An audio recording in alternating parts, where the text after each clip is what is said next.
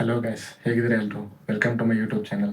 Guys, ನಾನಿವತ್ತು ನಿಮಗೆ ಒಂದು ಹೊಸ ಕಂಟೆಂಟ್ ತಂದಿದ್ದೀನಿ.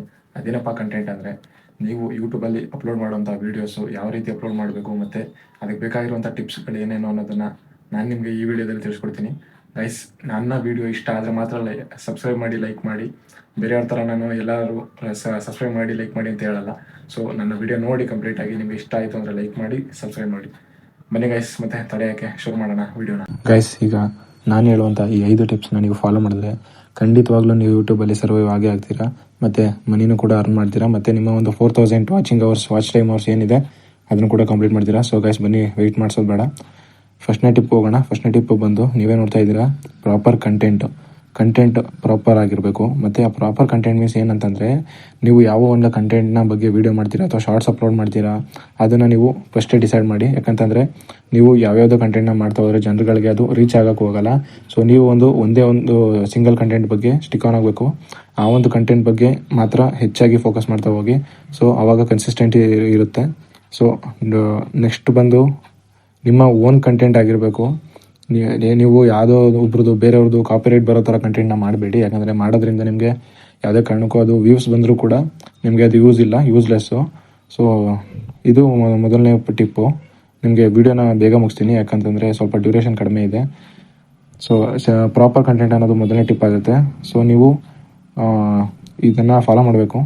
ನೆಕ್ಸ್ಟು ಸೆಕೆಂಡ್ ಟಿಪ್ ಏನಪ್ಪ ಅಂದರೆ, ಮೈಂಟೈನ್ ಕನ್ಸಿಸ್ಟೆನ್ಸಿ ಅಂತಂದರೆ, ನಿಮಗೆ ಯಾವುದೇ ಒಂದು ವೀಡಿಯೋ ಮಾಡಿದ್ರೂ ಕೂಡ ನೀವು ಇವತ್ತು ಅಪ್ಲೋಡ್ ಮಾಡಿದ್ದೀರಾ ಅಂತಂದರೆ ಮತ್ತೆ ನಾಳೆನೂ ಅಪ್ಲೋಡ್ ಮಾಡಿ, ಅಥವಾ ನಿಮಗೆ ಡೈಲಿ ಅಪ್ಲೋಡ್ ಮಾಡೋಕ್ಕಾಗ್ತಿಲ್ವಾ, ಅಟ್ಲೀಸ್ಟ್ ಒಂದಿನ ಬಿಟ್ಟು ಒಂದಿನಾದರೂ ಅಪ್ಲೋಡ್ ಮಾಡಬೇಕು. ಸೊ ಯಾಕಂತಂದರೆ ಜನಗಳಿಗೆ ನಾವು ಅಂದರೆ ಅವ್ರಿಗೆ ನಾವು ಎಂಗೇಜ್ ಆಗಿರಬೇಕು, ಆಡಿಯನ್ಸು ಎಂಗೇಜ್ ಆಗಿರಬೇಕು. ಯಾವ ಥರ ಅಂತಂದರೆ, ಇವಾಗ ಅವರು ನಮ್ಮ ವೀಡಿಯೋಸ್ನ ಅಥವಾ ನಮ್ಮ ಶಾರ್ಟ್ನ ಅಥವಾ ನಮ್ಮ ಒಂದು ಕಂಟೆಂಟ್ನ ಡೈಲಿ ನೋಡ್ತಾ ಇರಬೇಕು. ಆವಾಗ ಮಾತ್ರ ಅದು ಬೇರೆಯವ್ರಿಗೆ, ಜಾಸ್ತಿ ಜನಕ್ಕೆ, ತುಂಬ ಜನಕ್ಕೆ ರೀಚ್ ಆಗೋಕ್ಕೆ ಸಾಧ್ಯ. ಸೊ ಕನ್ಸಿಸ್ಟೆನ್ಸಿ ಇರಲಿ. ಯಾವುದೇ ಕಾರಣಕ್ಕೂ ನೀವು ಯಾರೋ ಹೇಳಿದ್ರು, ಅವ್ರು ಹೇಳಿದ್ರು, ಇವ್ರು ಹೇಳಿದ್ರು ಅಂದ್ಬಿಟ್ಟು ನಿಲ್ಸಕ್ಕೆ ಹೋಗಬೇಡಿ. ನಿಮ್ಮ ಒಂದು ವಿಡಿಯೋ ಮಾಡ್ತಾ ಇದ್ದೀರಾ ಕನ್ಸಿಸ್ಟೆನ್ಸಿಯಾಗಿ ಐತೆ ಅಂತಂದರೆ ಪಕ್ಕಾ ನೀವು ನಂಬಿಕೆ ಇಡಿ, ನೀವು ಒಂದು ಯೂಟ್ಯೂಬಲ್ಲಿ ಸಕ್ಸಸ್ ಆಗೇ ಇದ್ದೀರಾ.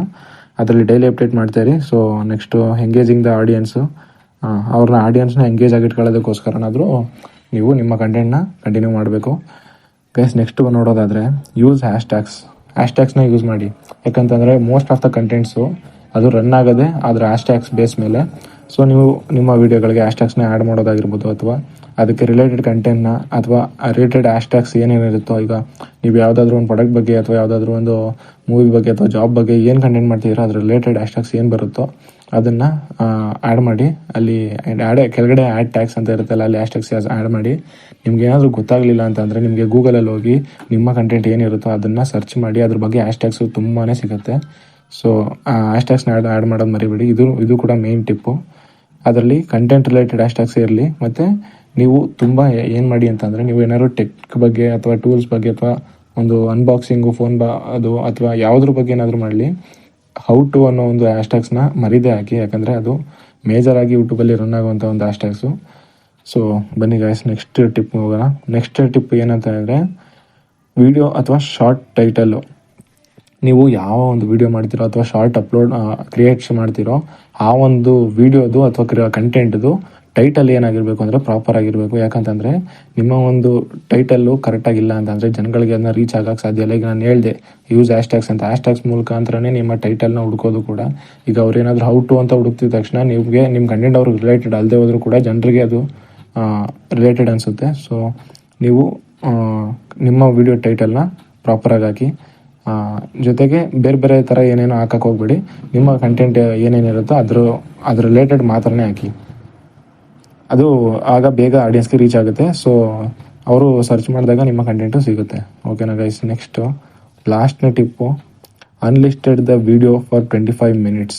ಅಂದರೆ ನೀವು ವಿಡಿಯೋನ ಅಪ್ಲೋಡ್ ಮಾಡೋಕ್ಕಾರೆ ಮಾಡೋವಂಥ ಮೇಜರ್ ತಪ್ಪೇನಂತಂದರೆ, ನೀವು ವಿಡಿಯೋನ ಪಬ್ಲಿಕಲ್ಲಿ ಅಪ್ಲೋಡ್ ಮಾಡ್ತಾ ಇರ್ತೀರಾ. ಮೀನ್ಸ್ ಅಂದರೆ ಪ್ರೈವೇಟು, ಪಬ್ಲಿಕ್ಕು, ಅನ್ಲಿಸ್ಟೆಡ್ ಅಂತ 3 ಆಪ್ಷನ್ ಇರುತ್ತೆ. ಅದರಲ್ಲಿ 3 ಆಪ್ಷನಲ್ಲಿ ನೀವು ಫಸ್ಟು ಸೆಲೆಕ್ಟ್ ಮಾಡಬೇಕಾಗಿದೆ ಅನ್ಲಿಸ್ಟೆಡ್ ಅಂತ. ಯಾಕಂತಂದರೆ ಮೋಸ್ಟ್ ಆಫ್ ದ ಟೈಮು ಸರ್ಚಿಂಗಲ್ಲೇ ನಿಮಗೆ ನಿಮ್ಮ ಕಂಟೆಂಟ್ ವೈರಲ್ ಆಗೋದು. ಸೊ ನೀವು ನಿಮ್ಮ ಕಂಟೆಂಟ್ ವೈರಲ್ ಆಗಬೇಕು ಅಂತಂದರೆ ಫಸ್ಟು ನೀವು ಯೂಟ್ಯೂಬಿಂದ ಅಪ್ಲೋಡ್ ಮಾಡೋಕ್ಕೆ ಹೋಗ್ಬೇಡಿ ಯಾರು ಕೂಡ. ಇದು ಒಂದು ಹೇಳ್ತೀನಿ, ನಿಮ್ಮ ಯೂಟ್ಯೂಬ್ ಸ್ಟುಡಿಯೋ ಆ್ಯಪ್ ಇರುತ್ತೆ, ಪ್ಲೇಸ್ಟೋರಲ್ಲಿ ಡೌನ್ಲೋಡ್ ಮಾಡ್ಕೊಳ್ಳಿ. ಯಾರು ಡೌನ್ಲೋಡ್ ಮಾಡಿಲ್ಲ, ಆ ಆ್ಯಪಿಂದ ನೀವು ಶಾರ್ಟ್ಸ್ನೇ ಆಗಿರ್ಬೋದು, ನಿಮ್ಮ ಏನೇನು ಕಂಟೆಂಟ್ ಇರುತ್ತೆ, ಪೋಸ್ಟ್ಸು, ವೀಡಿಯೋಸು ಎಲ್ಲನೂ ಕೂಡ ಅಲ್ಲೇ ಅಪ್ಲೋಡ್ ಮಾಡಿ. ಅಲ್ಲಿ ಅಪ್ಲೋಡ್ ಮಾಡಬೇಕಾದ್ರೆ ನೀವು ಅನ್ಲಿಸ್ಟೆಡ್ ಅಂತ ಅಪ್ಲೋಡ್ ಮಾಡಿ, ಹಾಕ್ಬಿಟ್ಟು ಅಪ್ಲೋಡ್ ಮಾಡಿ. ಇಲ್ಲ ಅಂತ ಅಂದರೆ ವೈರಲ್ ಆಗಲ್ಲ ಅಷ್ಟು ಬೇಗ. ಸೊ ಅನ್ಲಿಸ್ಟೆಡ್ ಅಂತ ಹಾಕಿ ಒಂದು 25 ಮಿನಿಟ್ಸ್ ಅಥವಾ 1 ಅವರ್ ಆದಮೇಲೆ ನೀವು ಅದನ್ನು ಪಬ್ಲಿಕ್ಕಿಗೆ ಚೇಂಜ್ ಮಾಡ್ಕೊಳ್ಳಿ. ಆವಾಗ ನಿಮ್ಮ ವಿಡಿಯೋ ಜಾಸ್ತಿ ಜನಕ್ಕೆ, ತುಂಬ ಜನಕ್ಕೆ ರೀಚ್ ಆಗುತ್ತೆ.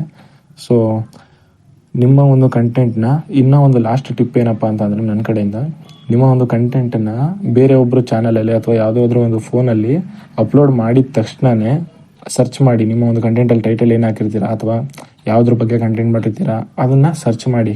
ಒಂದು 5-6 ಫೋನಲ್ಲಿ ಅಥವಾ 5-6 ಚಾನಲ್ಗಳಲ್ಲಿ ಸರ್ಚ್ ಮಾಡಿ.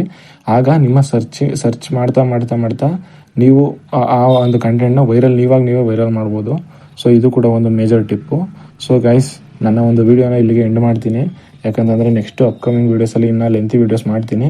ಸೊ ಈ ಒಂದು ವಿಡಿಯೋ ಇಷ್ಟ ಆಗಿದ್ರೆ ಮಾತ್ರ ಲೈಕ್ ಮಾಡಿ, ನನ್ನ ಚಾನಲ್ನ ಸಬ್ಸ್ಕ್ರೈಬ್ ಮಾಡ್ಕೊಳ್ಳಿ. ಸಿಗ್ತೀನಿ ನೆಕ್ಸ್ಟ್ ವಿಡಿಯೋದಲ್ಲಿ. ಅಲ್ಲಿವರೆಗೂ ಬಾಯ್ ಗೈಸ್.